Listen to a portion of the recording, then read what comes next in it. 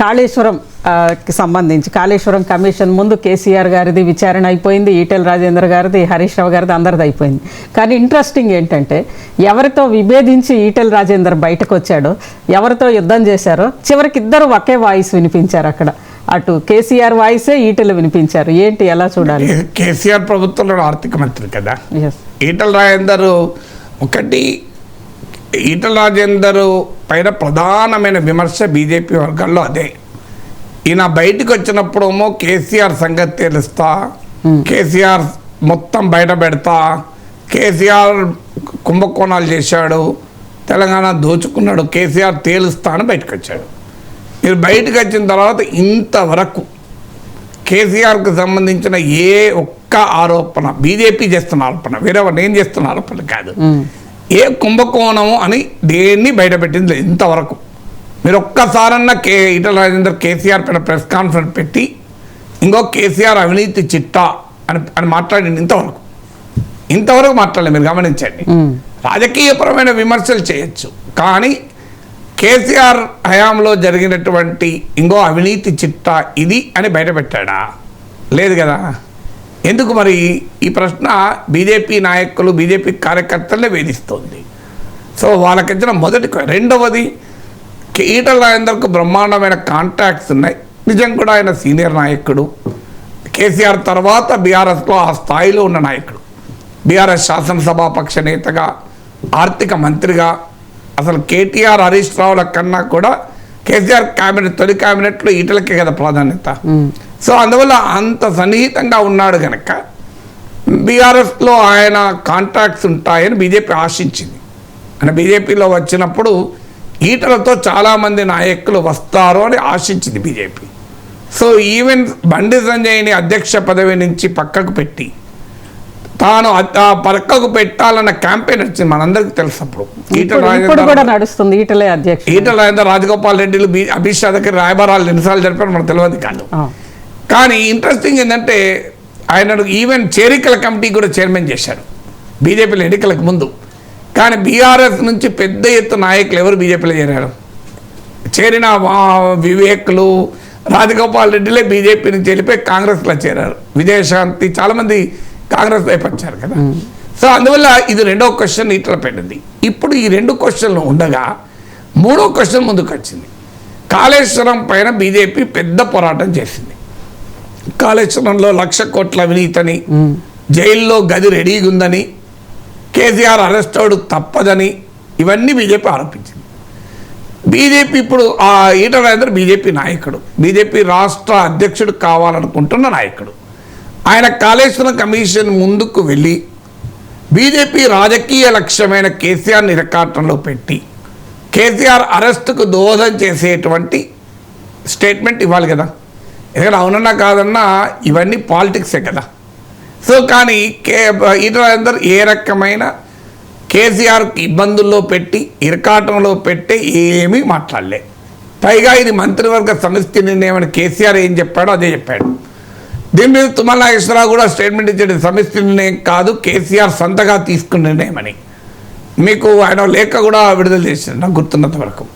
So BRS ఏమో కాళేశ్వరం పైన కేసీఆర్నే target చేస్తుంటే, కేసీఆర్ ఏమో ఇది నా నిర్ణయం అని కాదు అని ఆయన సమర్థించుకుంటే, ఈటెల రాజేందర్ ఇచ్చిన స్టేట్మెంట్ అఫ్కోర్స్ లోపల ఏం జరిగిందో మనకు తెలియదు, మీడియాలో వచ్చింది ఆధారంగా నేను చెప్తున్నాను. ఇవి వచ్చిందని ఈటెల రాజేందర్ ఖండించలేదు కదా, నేను ఇలా అనలేదు అని చెప్పలేదు. ఓపెన్ విచారణే కదా. సో ఆ ఓపెన్ విచారణ కదా, సారీ. సో ఓపెన్ విచారణ కదా ఈటెల రాజేందర్, అంటే ఓపెన్ విచారణ నేను వెళ్ళి చూడలేదు కనుక మీడియాలో వచ్చిందని ఆధారంగానే మాట్లాడుతున్నాడు.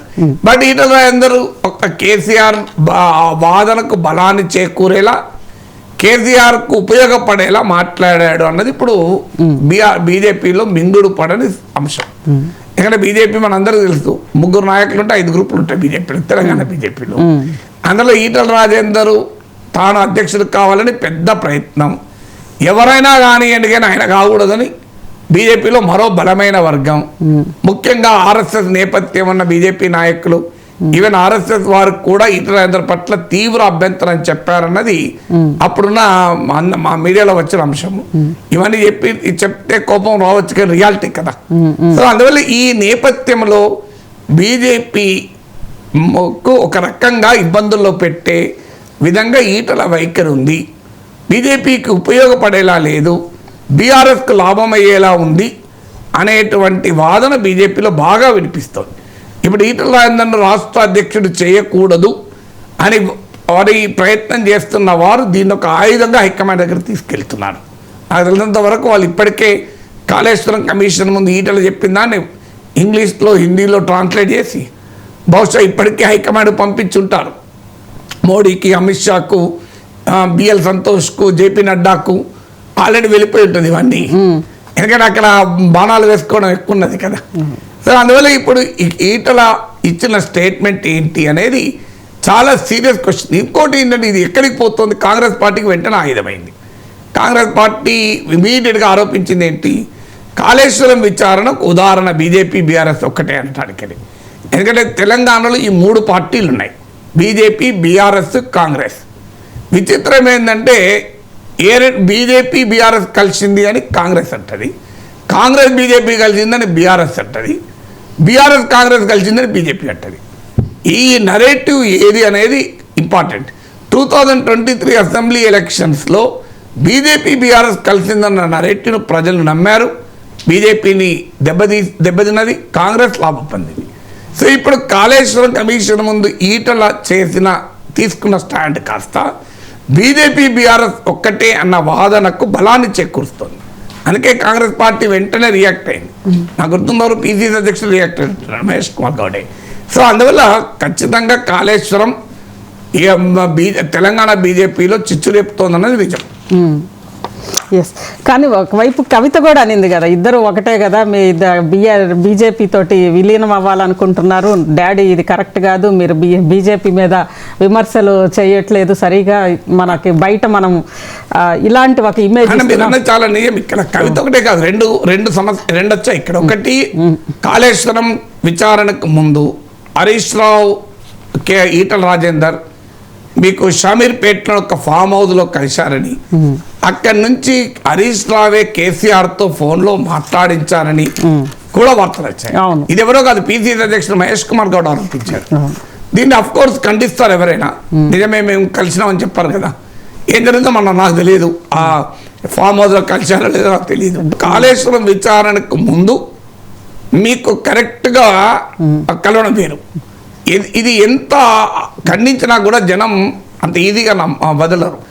అంటే దీని రెండింటి మీద లింక్ కూడా, అంటే హరీష్ రావు, ఈటల కాళేశ్వరం విచారణకు ముందు కలిశారు ఒక ఫామ్ హౌస్లో. హరీష్ రావు ఫోన్లోనే కేసీఆర్తో మాట్లాడించాడు అన్న ఆరోపణ.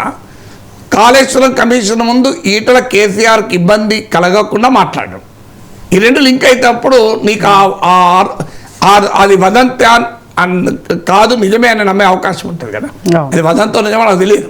కానీ ఒకవేళ నిజంగానే కాళేశ్వరం కమిషన్ ముందు ఈటల కనుక కేసీఆర్ ఇబ్బంది పెట్టేలా మాట్లాడుంటే ఈ కలిసిందనేది ఎవరు నమ్మేవాడు కాదు. కానీ ఇప్పుడు కలిశారన్నది ఆరోపణ, ఇబ్బంది పెట్టకుండా మాట్లాడన్నది నిజము. అందువల్ల వస్తుంది. ఈలోగా కవిత బాంబు పేల్చారు. అసలు బీజేపీ బీఆర్ఎస్ కలవాలని అనుకుంటున్న విలీనమని, దానికి తోడు రాజాసింగ్ కూడా అదే అన్నాడు. నిజమే, అది అలాంటి ప్రతిపాదన వచ్చిందని కూడా. సో అందువల్ల కవిత స్టేట్మెంటు, మీకు రాజాసింగ్ స్టేట్మెంటు, హరీష్ రావు ఈటల కలిశారు, ఈటల కేసీఆర్తో ఫోన్లో మాట్లాడారన్నది వదంతి, కోట్ అండ్ కోట్. ఇవన్నీ కలిసినప్పుడు వెరసి ఏం మెసేజ్ ఇస్తుంది?